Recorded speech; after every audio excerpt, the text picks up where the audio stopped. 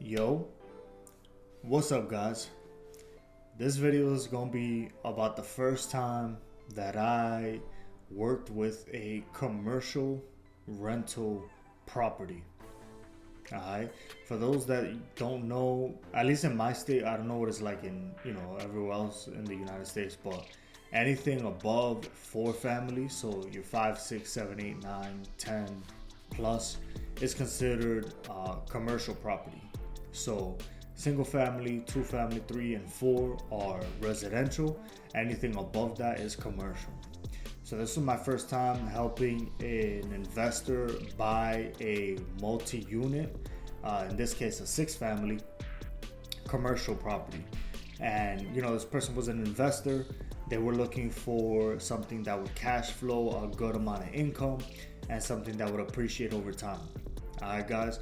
So like I said, it was my first time, so there was a lot of rules, a lot of different types of things that I didn't know about. So I just wanted to go in depth with these things with you guys, but there are mainly two that I want to go into. The first being the lender part of it. All right, so the lender requires a 20 or 25% down payment, and when they do the down payment, they don't really look at the personal income, right? Because this is for investment properties. It's more seen as a business. All right. So with putting that, in this case, my client put 25% down. All they were looking at is to make sure that the property cash flowed, right? That the cash flow minus the mortgage payment, that there was still money coming in at the end of the day. So they didn't really care about the my client's personal income. They just wanted to make sure that the credit was on point and that the cash flow was on point. All right. And the second thing is that the property had certain safety kind of pieces to it. All right. The main thing being with the alarms. So with it being a six family, each unit had to have its own kind of system when it comes to the fire alarms. They all had to be hardwired all together. So say for example, each unit was a 2-bedroom with a living room, dining room, kitchen, cool, and a bathroom, of course. They wanted to make sure that the alarms were all interconnected and that they all, rang when they had to. So say if one of the bedrooms rang, all throughout that unit, everything else rang, but also it was connected to the hallway so that they rang. So what happens with a multi-unit like this is that the owner actually has to put a certain specific system in the hallway that relays to the fire department for that city or town. So whenever any of the alarms go off, it signals to that spot in the house, and that goes on and relays that info to the fire department to send somebody out there.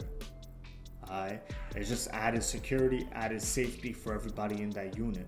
You gotta think, guys, if it's a 6 unit, somebody on the first floor, if their alarm goes off, somebody up at the third or the fourth floor, they might not hear it. So it's added features for the fire department as a safety precaution to make sure everybody's safe. All right. So it's the first time kind of hearing about this. Being a residential, single family 2 and 3 is definitely a different type of feel to it. But I totally understand and get why they have these rules in place. Alright, so after learning about this type of stuff, the electrical firefighting panel and all that type of stuff, it just kind of gave me more knowledge on why things are the way that they are. Alright, other than that, when it comes to these separate properties, these commercial units, the transactions usually go smoothly because the bank is more worried about the down payment and the cash flow than they are anything else, right? So with all else checking off, the cash flow was there, the down payment was there, all else was smooth sailing. All right. So naturally it is more work though when it comes to getting together with all the tenants. 6 tenants to get a hold of, make sure all the numbers look right, make sure all the paperwork, the deposits, the rental income, all of that type of stuff is in line. it obviously takes more work than, let's say, a two family, right? With being more tenants. If they are on housing, it involves more coordinating, more transferring of the information, the direct deposits, and all that type of stuff. But I say all that to say this, right? At first, I thought it would be more complicated than it was, but at the end of the day, it was actually pretty simple, all things considered, right?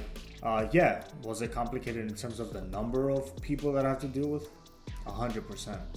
But logistics-wise, because I had already known kind of what to look for, it just meant doing the same thing, just a more amount of times. So was it really complicated? Not really. I'll be honest with you. It was just a little bit more work, which I have no problem with. So let me know, guys. I'd love to hear if you guys have run into a similar situation when it comes to these multi-units, these big multi-units. In this one, it was a 6-unit. I have worked with an 8-unit before, which is a whole different story. But let me know if you guys have run into kind of something similar with these, larger commercial, residential units. But be sure to drop a like, comment, subscribe, help your boy out.